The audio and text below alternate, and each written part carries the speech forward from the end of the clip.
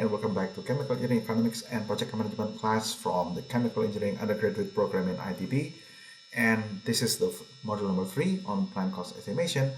And in this segment, we'll discuss some example cases of the determination of whether to use a grassroots cost or total module cost for the plant cost estimate. Selamat bergabung kembali di mata kuliah Ekonomi dan Manajemen Proyek Teknik Kimia dari Program Studi Sarjana Teknik Kimia ITB. Kita sekarang berada di modul nomor 3 tentang perkiraan biaya investasi pabrik. Dan dalam segmen kali ini kita akan membahas beberapa contoh kasus bagaimana menentukan apakah sekiranya dalam suatu proyek lebih tepat digunakan grassroots cost estimate atau total module cost estimate. So let us start. Now some visual examples of plant development cases. Okay, the first one is Jababeka Cikarang Industrial Estate. This is the map of the industrial estate. As you can see, it's already well developed. It's almost full actually right now. However, there are some interesting features here. If you see on the northwest side, okay, of the of the industrial estate, we see here that this is a wastewater treatment plant for the entire industrial complex. Okay, and here this is the gas turbine power plant PT Cikarang Listrindo, which supplies electricity for their tenants. So these companies are tenants to Jababeka Cikarang Industrial Estate. And you can sort of see, this is a little not very clear, but you can see there's a Walls ice cream factory here. Unilever, HPC is a hair and personal care. PT Mattel Indonesia, this is a toy factory, okay. And some other, L'Oreal Indonesia, the cosmetics factory, okay. So there are many factories here. Now, as you can see, there's still a small amount of vacant lots. Okay, so for example, if you want to build your chemical processing plant here, for example, then you can be pretty sure that at least your electricity is taken care of, your wastewater is taken care of. I think they also have water treatment plant, so they also have a supplier for clean water or processed water for these plants as well. If you're building a plant in an industrial estate, chances are that the appropriate method for cost estimation will be the total module cost, because some of the facility will be shared. You don't have to worry about land clearing. Well, the land will not be yours anyway. You'll be leasing the land, not buying the land usually. Baik, kita tinjau sekarang beberapa kasus pengembangan proyek ya. Yang pertama adalah PT Jababeka Cikarang Industrial Estate ya, kawasan industri di Cikarang. Nah, ini adalah peta udara dari kawasan industri tersebut. Kemudian Anda bisa lihat di sini bahwa kawasan industrinya sudah hampir penuh ya. Tanah kosongnya sedikit, bahkan ini ada tanah kosong di sini, ini juga ada dan seterusnya ya. Nah, tapi ada beberapa fitur yang menarik di sini. Kita lihat di sudut kiri atas sana ya, sebelah timur laut. Di sini ada sebelah barat laut ya. Di sini ada wastewater treatment plant. Jadi ini adalah instalasi pengolahan air limbah untuk seluruh kawasan industri. Kemudian di bawah sini, ini adalah PT Cikarang Listrindo, ini adalah pembangkit listrik dengan menggunakan turbin gas, ya, yang juga memasok listrik untuk seluruh kawasan industri.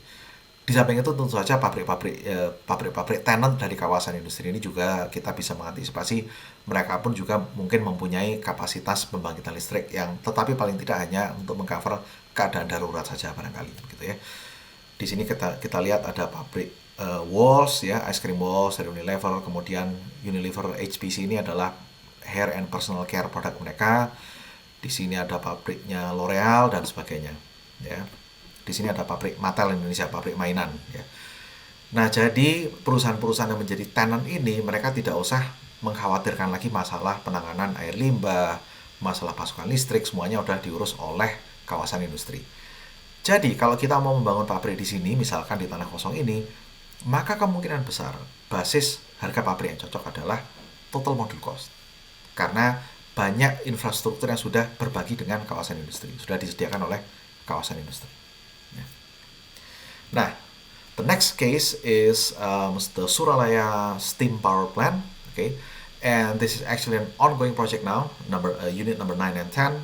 Okay, as you can see, that's the pin, that's location of the new power plants.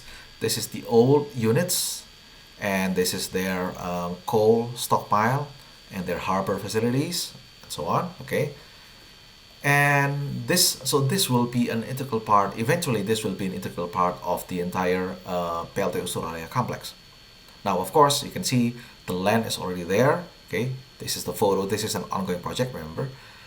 But if you zoom in closely, you will see that there's quite an extensive cutting of the hills. So this green area here, this is actually this used to be a hill. Okay, so the contour is a little bit steep there. Okay, if you zoom in on this picture, you will see that they have to cut the hills. Okay, by I think this is more than 10 meters, maybe about 20 meters. I think so. This is that's pretty high. Okay, so in other words, there appears to be quite an extensive work for land preparation involved. If we are asked, so which one is appropriate for this project? Is it CGR or CTM? It's not very easy. It's not very clear cut. Okay, clearly, project unit number 9 and 10, clearly they will share facilities, of course, right? They will share they will use the existing coal yard stockpile, they will use the existing harbors, for example, for sure. Okay. However, the site preparation is, we can see, quite extensive. We don't know for sure. Okay, maybe in this case, the appropriate estimation will be somewhere between CGR and CTM. Nah, kasus kedua adalah ekspansi PLTU Suralaya. Mereka sekarang sedang mengerjakan PLTU unit ke-9 dan ke-10. Ya. Nah, lahannya jelas-jelas sudah ada, ya, dan mereka pasti akan menggunakan fasilitas-fasilitas yang existing. Misalkan tempat penimbunan batu baranya, kemudian sistem distribusi kelistrikannya. Pasti mereka akan bergabung dengan pabrik-pabrik yang lama, dengan unit yang lama. Namun demikian, kalau Anda zoom in ke sini, kemudian Anda lihat di foto yang sebelah kiri ya, Anda bisa cari di Google Maps, ya, PLTU Suralaya unit 9 dan 10, maka Anda bisa melihat bahwa persiapan lahannya cukup lumayan. Ini semenanjung kecil ini adalah bukit tadinya, jadi konturnya cukup terjal, sehingga ketinggian bukit yang harus dipotong, yang harus dipapras itu lumayan. Ini mungkin sekitar 20-an meter ya tingginya nih. Jadi biaya persiapan lahannya nampaknya cukup lumayan, meskipun lahannya sudah dibebaskan. Dari dulu memang lahannya sudah miliknya kompleks PLTU Suralaya. Tapi proses persiapan lahannya nampaknya cukup lumayan. Sehingga kalau kita ditanya, ini yang cocok biayanya apa? Apakah total module cost atau grassroots? Mungkin jawabannya akan ada di tengah-tengah. Ya. Kalau dibilang total module mungkin akan terlalu murah, kalau dibilang grassroots mungkin juga terlalu mahal jadinya. Apalagi kita bicara Pulau Jawa, yang harga pembebasan lahan itu bisa jadi sangat mahal dan uncertainty-nya, ketidakpastiannya tinggi sekali. Ya, okay. So let's see the next case. This is the plan for Pupuk Kaltim expansion businesses. On the left-hand side, this is the location for the future NPK cluster. Okay, NPK is compound fertilizer, nitrogen, potassium, and phosphor. Okay, so N is nitrogen, P is phosphor, and K is potassium. Right, so this is their existing plan, and this is the proposed location for this NPK cluster. Right, well, it looks like the land preparation probably will be not too difficult because the area is relatively flat. Okay. However, if you compare this one here, this is the site for phosphoric acid and sulfuric acid plants, also in Pupuk Kaltim Industrial Complex. You can see that this is marshland, okay, rawa-rawa.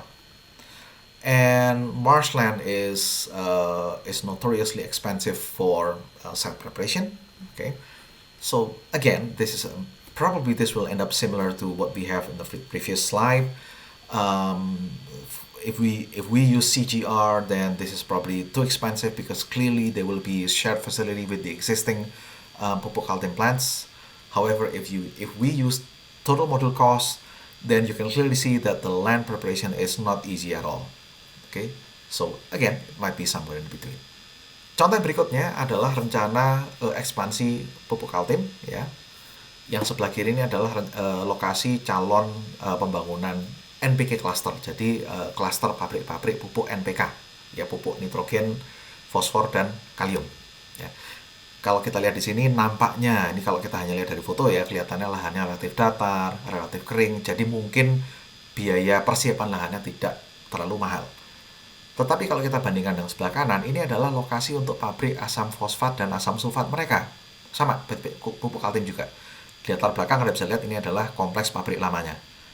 Nah, tentu saja pasti akan ada shared facility, pasti akan ada sistem-sistem atau infrastruktur yang berbagi dengan pabrik yang lama. Sebagian dari utilitas kita bisa pastikan akan memanfaatkan yang sudah ada. Namun demikian, persiapan lahannya ini kelihatannya mahal. Ini lahannya adalah lahan rawa. Lahan rawa itu pengurukannya mahal, ya. Sebelum diuruk harus di-drain dulu, harus dikuras dulu air yang ada di rawa tersebut, baru kemudian bisa diuruk. Dan karena tanahnya lembek, maka pengurukannya biasanya memerlukan volume material yang besar. Jadi kemungkinan besar persiapan lahannya akan mahal ini. Jadi kasusnya akan mirip dengan Suralaya tadi, ya, dimana kalau kita estimasikan dengan menggunakan total module cost nampaknya akan terlalu murah, tetapi kalau kita menggunakan grassroots cost mungkin akan meleset terlalu tinggi, ya. Jadi dalam kenyataannya memang seringkali situasinya tidak clear cut, tidak jelas sekali batasannya apakah sebaiknya kita menggunakan CTM atau CGR.